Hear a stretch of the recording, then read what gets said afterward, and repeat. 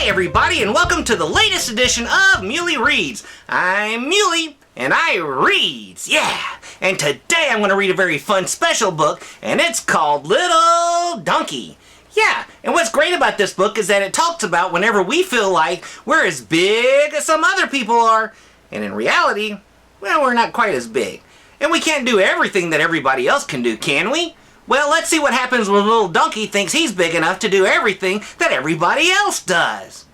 Little Donkey, a Rand McNally Jr. elf book. By Jessica Potter Broderick, illustrated by Jean Tambourine. Copyright 1966. The sun was just rising. Little Donkey stood in the barnyard enjoying the good smell of clover from the green patch by the stream. Suddenly, Little Donkey felt so happy he bounded onto the clover. He opened his mouth and went, hee-haw! A very loud hee-haw for such a little donkey.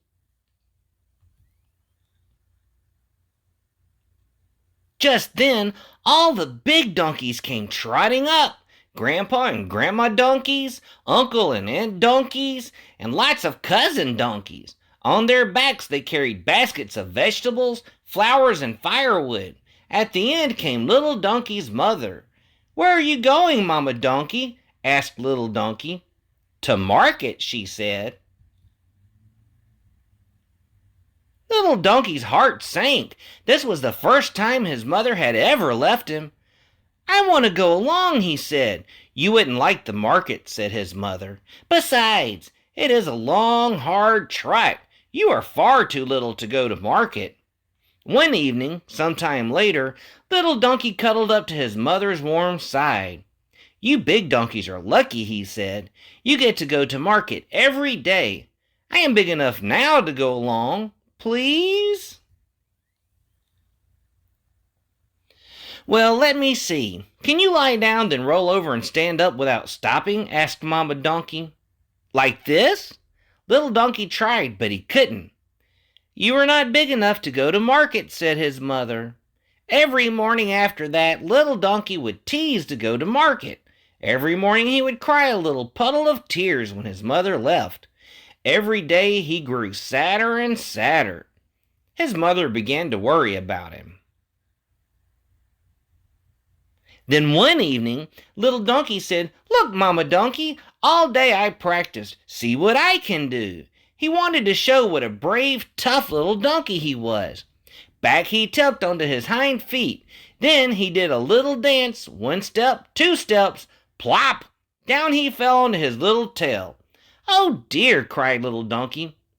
"Why, that was quite good," said his mother. "Maybe you are big enough to go to market now. Just barely big enough. But it is a long, hard trot." "Not for me," boasted Little Donkey. When morning came, down the road went the big donkeys. Trot, trot, trot, trot, trot, trot. Little Donkey could hardly keep up with them. By the time they reached the mill, he was so hot he wanted a drink. There was no time for that. Trot, trot, trot, they went on over the bridge. When they came to the blacksmith's shop, Little Donkey spied a small brown donkey. "Hi," hee-hawed Little Donkey. "Bet you can't do this." He tipped back onto his hind feet and did 1, 2, 3 little twirls. He was surprised to find how well he could do them. "Bet you can't do this," the little brown donkey hee-hawed back. He began to wiggle his ears, one forward and one backward. Back and forth went his ears. It made him look so funny Little Donkey hee-hawed with laughter. Little Donkey's mother came trotting back. "Come, Little Donkey," she said. "There is no time for play. We are far behind. Run fast." As Little Donkey passed a cactus, the end of his tail caught on a long spine. No matter how he pulled, he couldn't get loose. "Here," said Mama Donkey, "grab hold of my tail. I will help you." They pulled and they pulled.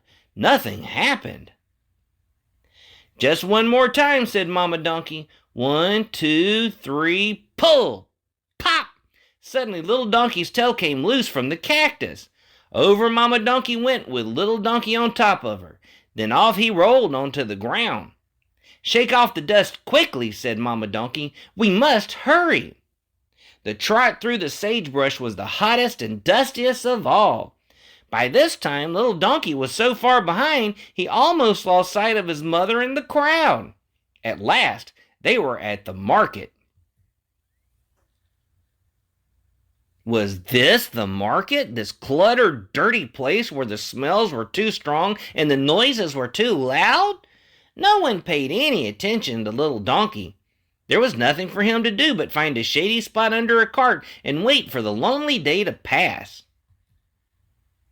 When little donkey was beginning to think the day would never end, they started for home. Trot, trot, trot through the sagebrush, trot, trot, trot past the blacksmith shop, trot, trot, trot by the mill.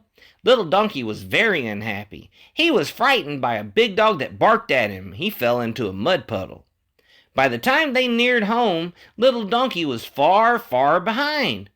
Mama Donkey waited for him. "Mercy, what a dirty little donkey you are," she said. "Come with me." Splash! Into the stream they went. So swiftly ran the water it washed all the dirt from his tired little legs. "You must be hungry," said his mother. "Come with me." Little donkey followed her out of the water. How delicious the green clover tops tasted. "Little donkey," said his mother gently, "I'm proud of you. You did very well today.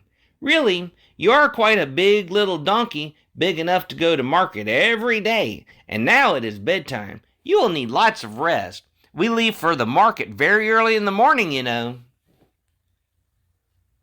Little donkey stretched out in the cool clover. "I'm not going," he said. "Why not?" asked his mother. "I thought you wanted to go. It's no fun staying here all day. What would you do?" "Oh, I don't know," said the little donkey. "Practice rolling over and wiggling my ears, I guess, and then dance a little, and wade in the stream, and chase butterflies." And little donkey was asleep. Wow, what a fun little book. And you know what's great about that little book is that it teaches us that it's okay to be who we are and to do the things we can do because we can't do everything everybody else does. And that is okay. This is your pal Muley the Mule saying see ya later. Mwah!